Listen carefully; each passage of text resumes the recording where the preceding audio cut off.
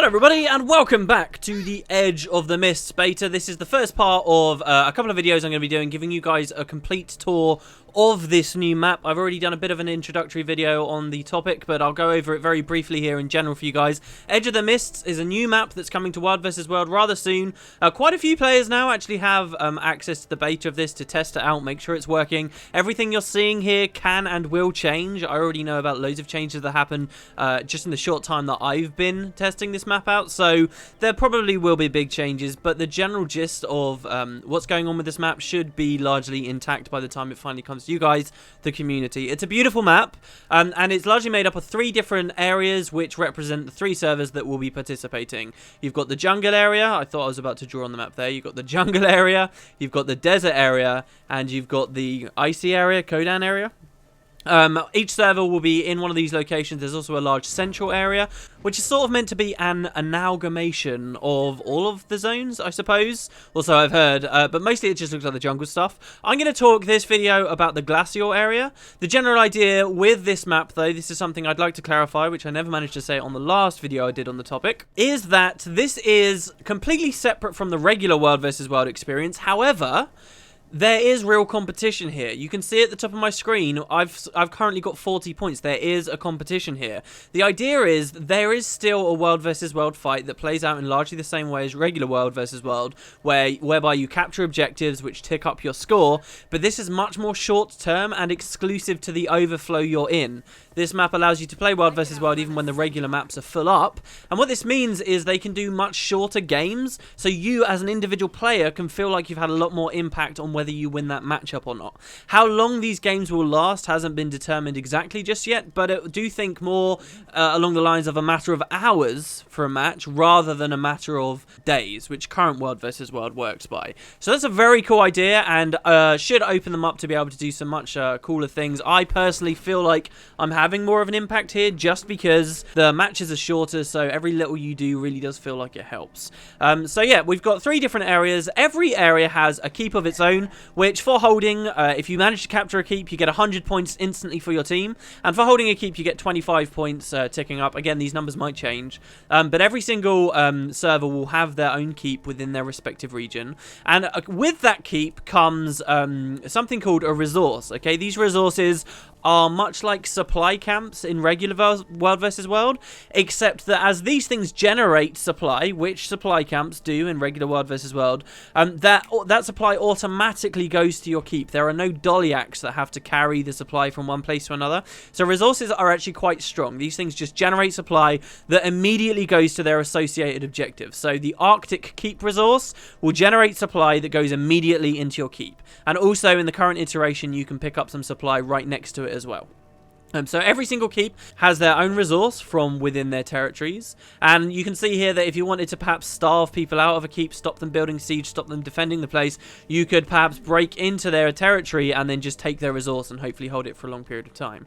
There are also 3 towers, 1 tower for every single region. You've got the Arctic tower here, jungle tower here, which is actually in a deserty looking area, but I've been told that the map assets there might change before it actually finally comes out, so that it looks like it's in a jungly area.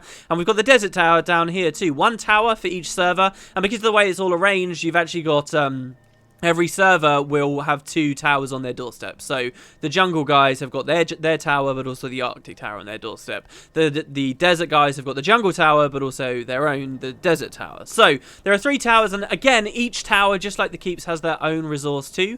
And the resources are found largely in the center of the Edge of the Mists. So most of the supply generation from this map comes from this general region in the middle. So this is what makes the middle rather important, rather than extra objectives and bonus things going on there. But I'll talk about that when we get to it. And finally, in addition to having a keep, a tower, and a resource generator for each, every region has 3 unique objectives, okay? So we're going to be looking at the glacial area for this episode, at each of these objectives and how they affect the region. We're going to be looking at the forge, we're going to be looking at the bell tower, and we're going to be looking at the shrine. So enough of the map. Sorry that I've just spent so long on this video just looking at that, but that's the basics of how everything will be working. And let's get started. So everywhere, even if we didn't own our keep, we would still be able to safely spawn in the edge of the mist. It would just be a little bit further away. For that purpose, there's an airship for each server. So it's sort of like we're in this map in the sky. Everyone comes from an airship. So there's an airship there, and then there's an airship over here too. So this is the Arctic airship. There are always 2 routes off as well. So we've got one down there. There's a bunch of vendors and things here, of course, as well for you, like to be able to repair, to sell your stuff. There's a Commander's Compendium guy here as well. I'm sure some of this is only for the beta, but that might change. So it actually looks like I can't demonstrate to you guys the other exit, which is over there, because I've already sort of jumped down and choked myself off. So let's just head down these bridges. And as I say, each of these regions has got 3 unique objectives to take. Each of them, by holding them, will tick up points. So the overall objective, again, is to win here, right? You want to beat the other team. So holding them is beneficial just for the fact you're going to be getting points. But at the same time, they also have unique things associated with them. If you saw my last video, you will have seen that one of them I managed to buy an icy hammer, which was a very, very powerful weapon. And all of these objectives across all of Edge of the Mist, so there's 9 in total, are all completely unique. You can only buy that hammer at that one place. And on top of that as well, for every single objective that you own, you gain like global benefits to your server. So for the Kodan Sanctuary, which is where we currently are, enemies in this region are actually taking damage from a mighty blizzard that in its original iteration was actually causing people to take damage over time, but now has been altered so that it just means you move slower while you're here. Your abilities activate slower perhaps, and your cooldowns are lengthened, I think is the 3.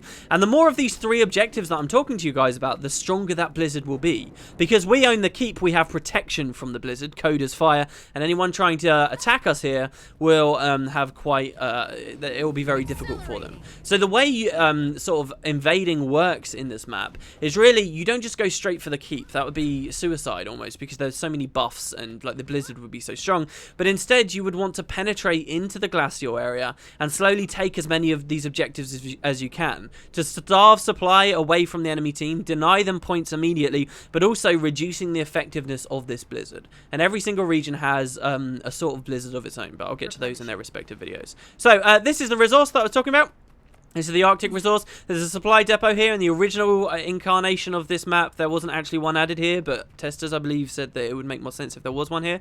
So you can get supply immediately from these generators, but this is also warping supply immediately into our keep, where it's being stockpiled. We all know that keeps have a much larger pool for supply than perhaps what we're seeing here, which is only 100, just like in regular World vs. World. If you were to imagine this is just a regular camp, then the same thing goes. There's also, as a part of every resource, you get these generators. These generators can be built by spending supply, or destroyed by enemies by just attacking them and using siege and so forth. I believe you can just damage these with regular skills. You don't have to set up siege like trebs to actually break generators. They can just be damaged by regular player activity. And the more generators that you've got built on one of your resource generators means supply will tick in faster. Okay, so it's sort of like a camp that you can upgrade the speed at which supply is generated. I believe in regular World vs. World, the only thing you can do at camps is increase the speed at which Dollyaks carry supply around. But since Dollyaks don't exist here in the Edge of the Mists, this is what we get instead. And it means that there's something to be said for taking a resource and then building it up, getting as many generators on the resource to get supply as you possibly can. So this is our keeps one. Let's have a look at the keep itself. I'm going to try and not comment too much on the aesthetics of this map. We can all see how pretty it is, and I'll let you guys marvel in that as much as you like. The keep, just like regular keeps, has got 2 walls to break through. That's the first one.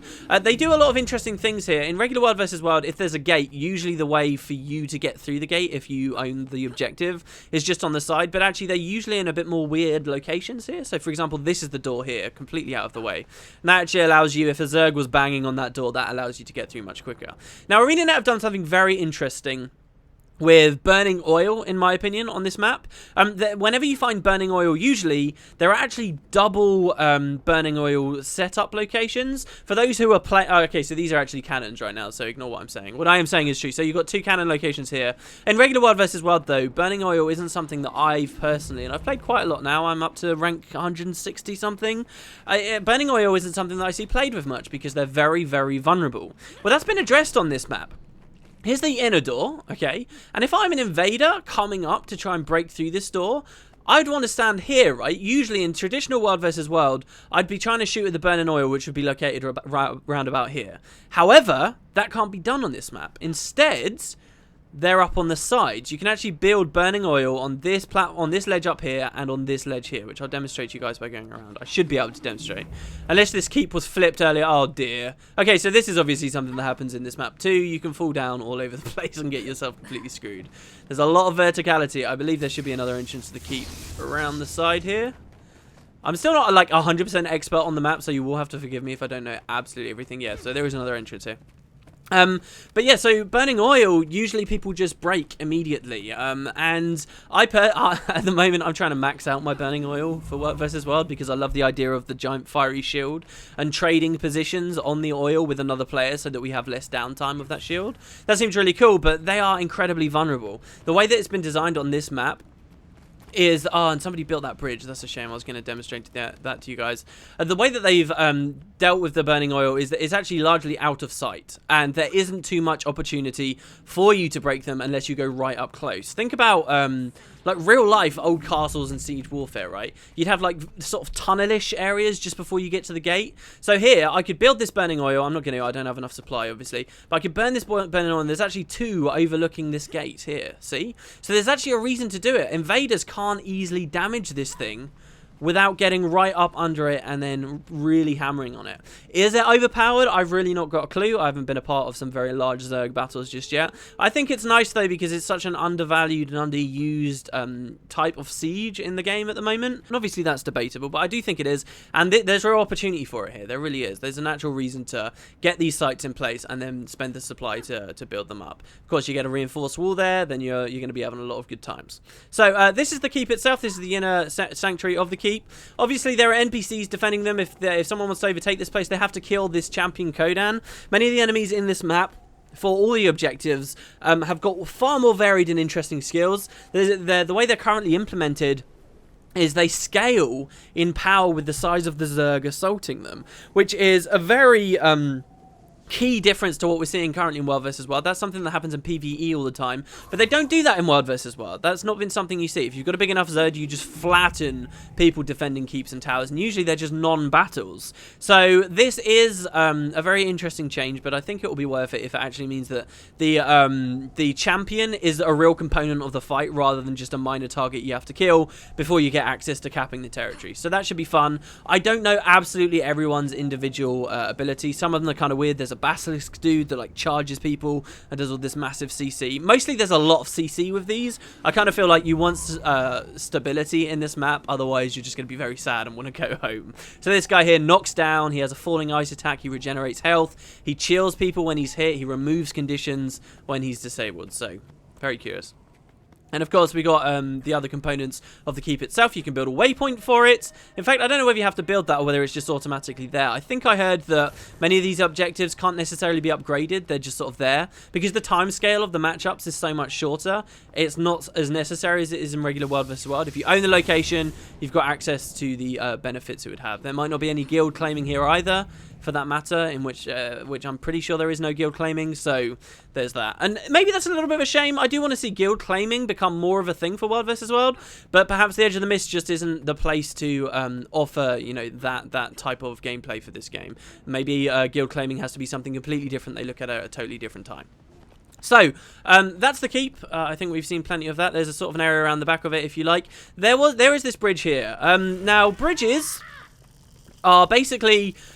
they can be built by players. This is one such bridge that can be built by players, which introduces a new opportunity for enemies to attack, another place for Zergs to come. Obviously, they serve as wonderful choke points. If you can CC people, keep them on bridges. That's fantastic. And bridges can be destroyed as easily as they can be made.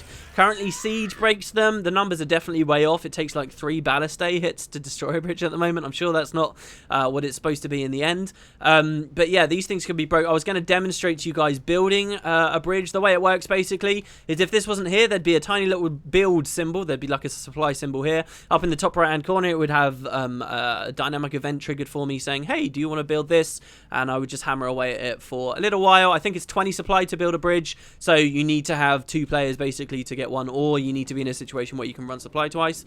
So I think that ArenaNet are sort of envisaging them as the kind of things that break a lot and are built a lot very quickly, you know, because think about it, the whole perspective of the fights here is much, much quicker because the games themselves last less time. And I like that, because the easier they are to build and the easier they are to break, the more risk reward there is involved with using those as points of attack. Obviously, you don't want them to be too vulnerable to, you know, just never working. Oh, every time you try and cross a bridge to take out a keep, a Zerg just CCs you, static fields come down, frozen grounds come down, chilling everyone, and then the bridge just breaks under you. You know, this isn't ideal, so obviously they want to avoid that, but I like the idea that there's lots of opportunity for that, because what's the point in having a bridge if you never see it break with a Zerg on it, right?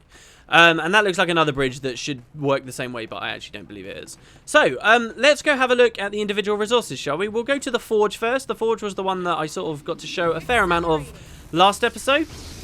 And you'll find it just over here. I'm sure I could have picked a warrior and I would have had much more mobility. Now, you see, as we've been walking around, there's been these icy shards here. These are actually a part, or there are also bells as well. These icy shards that you're seeing everywhere are actually a mechanic of the Forge. The Forge does two different things. Not all of these objectives that you find here are equal in what they give you, but the Forge does two different things. First of all, once you kill the enemy that's there, if you were, say, assaulting this thing, you'd kill the enemy at the Forge. My team may have just done that because there's a lot of players over here and there's a chest on the map showing that it's there. You would kill the boss and you can immediately then interact with something that gives you a buff just straight away, and it's just a nice buff for you that will last a reasonable amount of time that's going to help you. If you're a commander, you bring a bunch of people over here and you would trigger with the Forge just like this. You press F, and this gives me Koda's armor. Incoming damage is decreased. This hasn't actually impacted my stats here, so it's not like it's given me toughness. It's probably just given me global damage reduction. The value, I'm not entirely sure. But, you know, it's free. It'll go on there, and it will probably stay on there for a very long period of time, probably until the objective is lost. So that's quite nice, and you get that on a whole Zerg. That's going to be very helpful. You can also speak to the Forge Smith, who his dialogue doesn't currently work, but basically he's got an event associated with him in which you can craft hammers, okay? Every single region, so the icy region, the jungle, and the desert, all have one of these objectives is devoted to giving players like a bundle item that they can buy. So here, you can buy a hammer, right? Which is what I demonstrated in my last video, and I'm going to do it again for you guys here. So the event begins with defeating an ice imp and returning the ice orb to the Forge Master to craft hammers. So we want to go and kill that imp. I believe my commander actually is off doing that right now. I'm just going to ride the lightning over there. And that's just a cool example of little nifty things you're going to be able to do here. Like, mobility is awesome. When I get to the video where I show you guys the middle area, oh, it's so amazing in there, guys. It's wonderful. Where can I find the imp? Okay, guys, so I'm going to have to cut in some footage from my first steps video here of me actually fighting against the ice imp. And that's because in my tour, it just didn't spawn for ages. It is marked on the map by a skull, and you can see specifically where it is. It's sort of in the inner area of the Kodan zone, but he just didn't spawn for a very long time for me. Obviously, all of the events are very work in progress at the moment, and I assume it's not, you know, completely finished. So, yeah, he just sort of didn't spawn, and then eventually when he did, another group of people just killed him and brought the orb straight away, so I didn't get footage of it. So I've decided to just go with this one here on the first steps.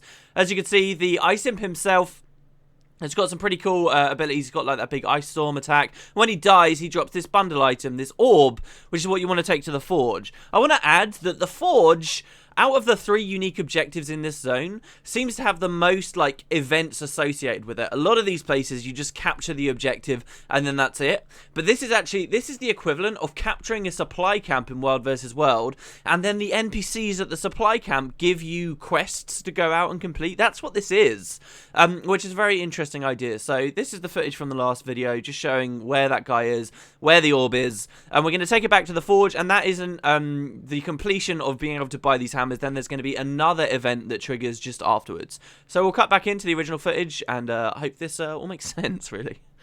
Okay, so with all that mess done, now we need to, a second event will trigger in which we need to harvest ice blocks from around this region of the world and give them to the Forge Master so we can actually craft these hammers. This is the second in the small dynamic event chain, and you get these from these purple ice shards here. I'm pretty sure that Purple just means like it's untextured or placeholder. So they might not end up looking just like this. But these are the things you see all over the sanctuary. It doesn't actually cost anything on your pick to harvest them. I don't think anyway. And I've only got a rubbish pick anyway. So these are literally just here for the event. And there's nothing like this in the other areas either, I might add. And basically, once we've got 10, this will scale. Well, actually, it probably doesn't scale, depending on the players. But once you've got 10 of these, you can trade them to the Forge Smith for the ability to buy hammers with badges of honor. So I'm just going to go run around and grab some of these. My immediate reaction to these ice blocks is, yeah, they're kind of cool. But at the same time, like, there's loads of ice blocks all over this sanctuary, like, all over the damn place. And I wonder whether they're really that useful when you see, like, one that's, you know, all the way out over here.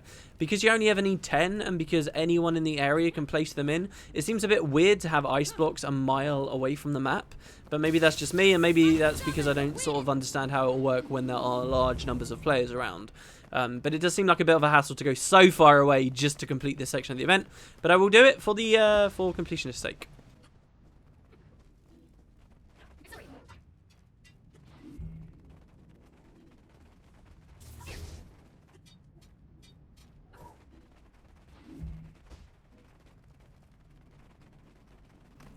So there you go, the event actually just triggered, so I'm going to run back there now. Also, what I find kind of interesting, I'm wondering whether, you see it says hammer forged in 10.9.8. That was actually about 20 seconds just now, and I wonder whether that's scaling up because it's a dynamic event and it's detecting there are a few people in the area.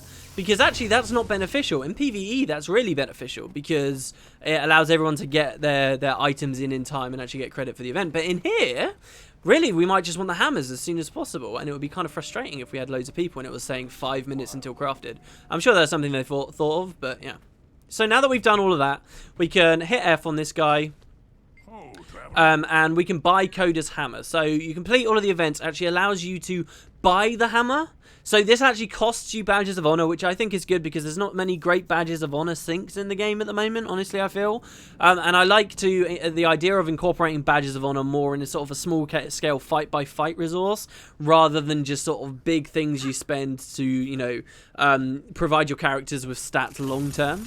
So we'll grab this hammer. I demonstrated this to you guys last episode. Basically, it's just an incredibly powerful weapon. To me, it feels like it's me getting ice attunement on the Elementalist. So the skill 3 is a rush.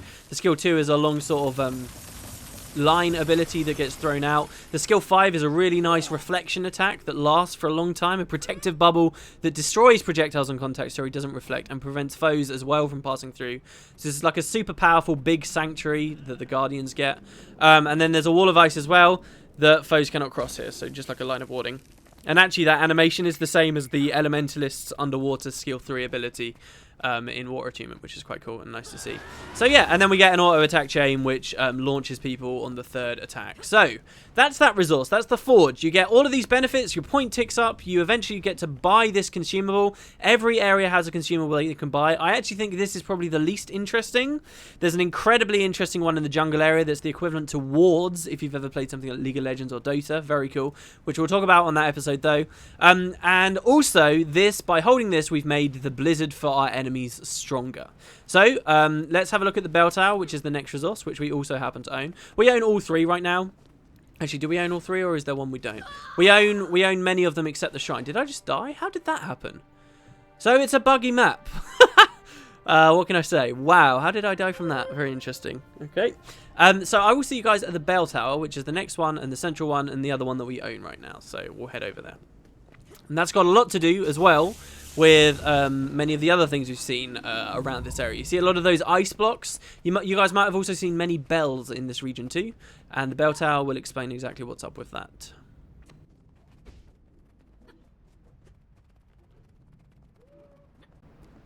So here we are, just climbing up to the bell tower here.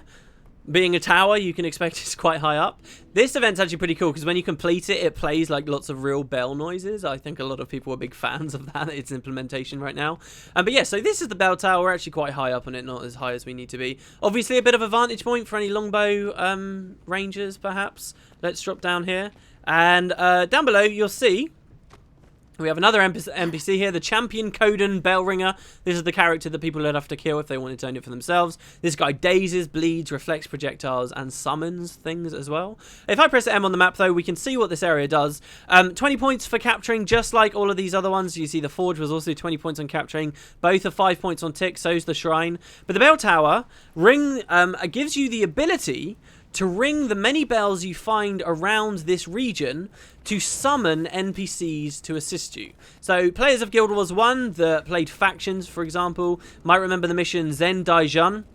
And in the mission Zen Daijun, there were lots of bells of Zunra, and if you rung those bells, you would summon the guardian spirit of that valley to fight with you, and she could like cleanse the plague and so forth. This is sort of similar. This is very similar. This is, by holding that objective, we've unlocked the ability to ring these bells, such as this one over here. Also got that nice pink sheen to it, demonstrating to us that it hasn't got finalized texture. And you can ring these to summon spirits of the Kodan to help us. So not Zunra, but we can summon, see, this veteran here.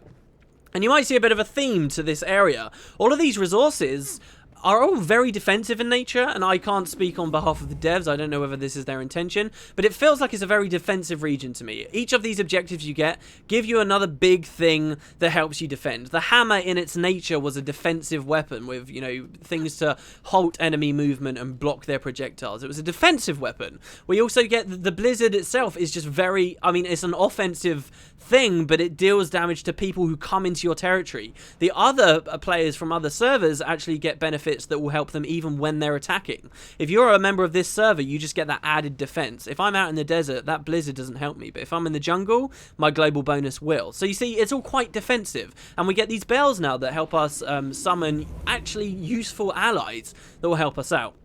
Now, this is the last area. This is the shrine. Sadly, I don't have people with me, but this will at least be a nice way to demonstrate to you guys what happens if you try and assault a place. I won't be able to kill this on my own. They're not designed to be soloable whatsoever. Small groups, really, is what you're looking at for these kinds of areas, and that's good. It's sort of geared towards... I mean, I think in practice we'll see a lot of Zergs coming for this stuff, but it also depends on the player limit per map, which could be vastly different to what we see in regular World vs. World, since overflows are allowed. But basically, these things you can't solo.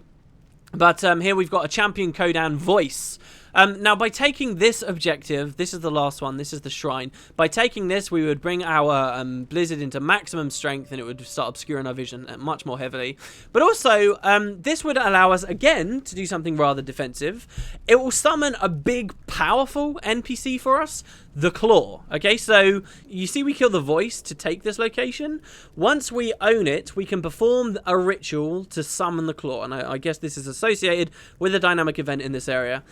And this is a very powerful, I believe as a champion, this is a very powerful mob that will be patrolling around the sanctuary and providing you even more defense. Obviously, it's got a little bit of a tighter lore. There's very little lore in this map, honestly. Like, a lot of the dialogue's placeholder, and I doubt even when it's finalized it will have much there for us. But this is a cool idea. This whole place is a Kodan sanctuary. And the voice is, really, you're never meant to see the voice. The voice is hid away. But the voice speaks to the Claw, and the Claw is the fighter, the warrior, the leader of the sanctuary, who interprets what the voice has to say to the rest of the Kodan. And it's kind of, you know, it's a cool little idea, I think. So that's the purpose of this final one. We'll see whether we can do anything any good. Like, my build's not even set up properly here. I mean, you can make good builds here. I just sort of don't bother with it because I get way too excited about the tests. So yeah, I just got absolutely owned. But here, I'll vapor form so you guys can see a little bit more. Here's the territory that we want to capture. These Coda's Flames, by the way, are, if you are invading this area, your opportunity to find defense against the blizzard. If you don't own many of the locations. But yeah, so this is the last area. That was the voice. And those are your 3 objectives, guys. So hopefully this gives a bit of an idea of how attacking and defending is very different on this map. Don't look at all of this from the perspective of someone defending. Think about it if you were invading this place. There's a real order that you could do things in. There's a lot more options. It's not just charge to the keep, try and, you know, rush for a back cap. If you're going against this whole area is essentially a keep in itself, is the way I like to think of it. You've got the keep in the center, but there's this beautiful outer wall here. We'll have a quick look at the Arctic Tower as well. I was almost going to sum up the video, but I forgot about showing you guys that. And the whole idea is, as you press further in, they lose more and more defense until finally they're vulnerable enough to take out, which is a great dynamic, I think, and will be very fun to see. And just even, you know, you've got macro scale things like that going on with this map, but also very smaller things like the way that they place the burning oils at these gates, like the way how they move the entrances for you to actually get behind these gates and so forth. It's actually easier in some respects, I feel, to defend, because you're not going to be in these horrible situations where you want to defend a tower, but there's a huge Zerg there and there's no way to get inside unless you're a character that has stealth or lots of invulnerabilities and blocks and so forth. So anyway, let's quickly head up to the north to the tower of this region, and we will wrap things up. More burning oil, perhaps more conventional this time. This is the kind of vulnerable burning oil that could be taken out. But hey, it's just a single door, not necessarily associated with an objective. That's an interesting idea as well, like walls that aren't associated with towers or keeps, you know? And I don't know whether the other areas actually have that. I think they probably do. So we'll head on up. And there's sort of this big section. Each region has sort of one of these rectangular-ish zones near a tower coming off of them that is still sort of in their territory but is far away from their defense and their walls. So for the jungle, you've got this one. For the desert, you've got this one. And they're all associated with the tower up here. The tower is fed resource from the center of the map. And the tower, again, has got more of this burning oil stuff. There was some nonsense we were, like, showing off or, like, testing, I guess, last week, where basically you could blink through these gates or on these walls, which, of course, is all going to be changed, and the reason why it's still being tested. I find a lot of the pathing for things like flashing, lightning flashing, and blinking isn't really in place yet. Like, you'll want to lightning flash forward, but you activate the ability, and you just don't move, and that's because a lot of it's not completely refined and done yet, but we'll try and get up. This seems like a bit of a bizarre way. Oh, it's because I don't actually own the tower. Okay, well, there you go. So yeah, another server seems to own this. We've got a veteran Kodan shield bearer here. I just like that there are different enemies. You know, I've grown to hate scouts in World vs. World. So we'll try and get through there. We can't anymore. Like, I've grown to hate scouts. I really have, because of all the blinds and stuff. And now we've actually got different enemies to fight. And no doubt they'll be probably more difficult and more of a pain. Like, I just got one shot there. But hey, there you go. So there you go, guys. This is the Arctic area. The other episodes on the other regions might not necessarily be so long, or I might be able to devote a little bit more to their aesthetics, because this place looks great, but it's also largely obscured by the blizzards and so forth, and I feel that the other areas in this map are beautiful. At first I thought that the desert was my favourite, but it's definitely the jungle. The jungle's wonderful. But we will have a look at that next time. I hope you guys enjoyed this tour. If you've got any questions, feel free to leave them in the comment section below. I will still be doing a video trying to address as many of the questions you guys have had on some of the more specific mechanics. Thanks very much for watching, guys. I hope you enjoyed. I hope this gave you a good feel of what's going on, and I will see you next time. Have a wonderful evening, everyone.